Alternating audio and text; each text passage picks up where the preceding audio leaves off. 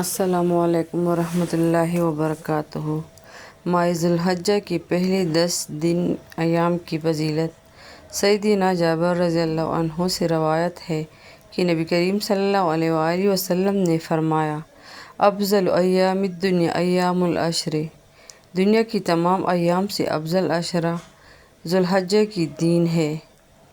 سیدنا ابن عباس رضی اللہ عنہ بیان کرتے ہیں کہ رسول اللہ صلی اللہ علیہ وآلہ وسلم نے فرمایا، ما من ایام العمل الصالح فیہا احب الی اللہ من ہذہ الایام یعنی العشر، کوئی بھی ایام ایسی نہیں ہے کہ جن میں کیا ہوا نیک عمل اللہ تعالیٰ کو ان ایام میں کی ہوئی عمل سے زیادہ پسند ہو، یعنی ذی الحجہ کی 10 دن۔ صحابہ رضی اللہ عنہم نے عرض کی، اے اللہ کے رسول، جہاد بھی نہیں؟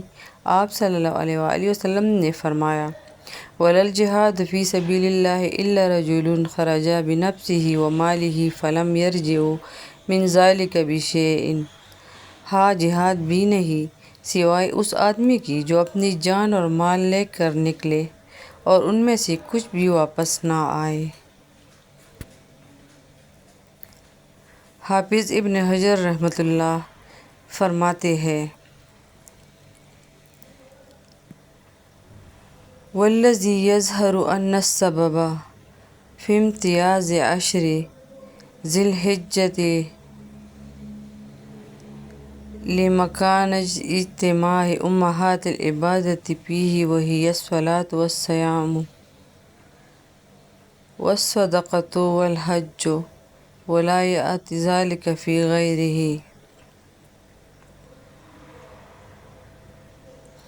عشرہ ذی الحجہ کے امتیازی مقام کا جو ظاہری سبب ہے وہ یہ ہے کہ اس میں تمام مرکزی عبادات اکٹھی ہو جاتی ہیں، یعنی نماز، روزہ، صدقہ اور حج، اور یہ عبادات اس کے علاوہ دیگر ایام میں اکٹھی نہیں ہوتی۔ عشرہ ذی الحجہ میں ذکر الہی کی فضیلت۔ رسول اللہ صلی اللہ علیہ وآلہ وسلم نے فرمایا، ما من ایام اعظم عند اللہ ولا احب الیہ من العمل فیہن من ہذہ الایام ایام العشر فاکثروا فیہن من التہلیل والتکبیر والتحمید۔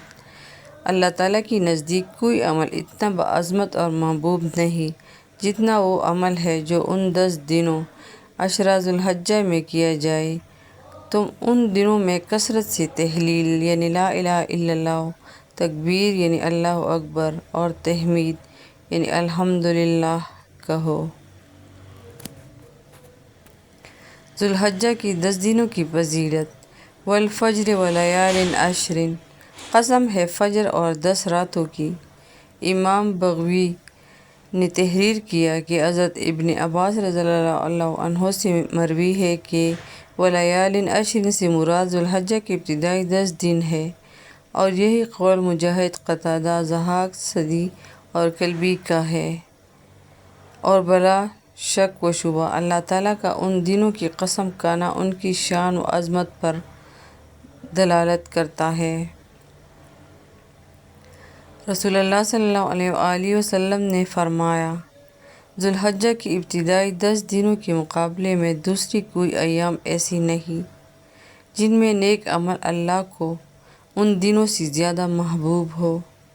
صحابہ کرام رضوان اللہ اجمعین نے عرض کیا، یا رسول اللہ صلی اللہ علیہ وآلہ وسلم، اللہ کی راہ میں جہاد کرنا بھی نہیں؟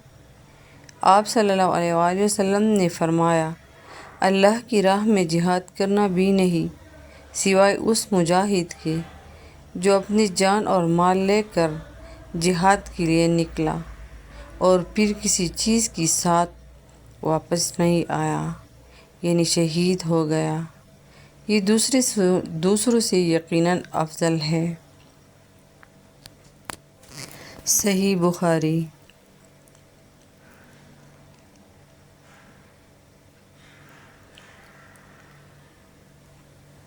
ذی الحجہ کی مقبول دن اور راتیں۔ ہر رات کا قیام شب قدر کی برابر ہے۔ حضرت ابو ہریرہ رضی اللہ عنہ بیان فرماتے ہیں کہ رسول اللہ صلی اللہ علیہ وآلہ وسلم نے ارشاد فرمایا، دنوں میں سے کسی دن میں بھی بندی کا عبادت کرنا اللہ تعالیٰ کو اتنا محبوب نہیں جتنا کہ عشرہ ذی الحجہ میں محبوب ہے۔ عشرہ کے ہر دن کا روزہ سال بھر کے روزوں کے برابر ہے، اور اس کی ہر رات کا قیام شب قدر کے قیام کے برابر ہے۔ جامعہ ترمذی۔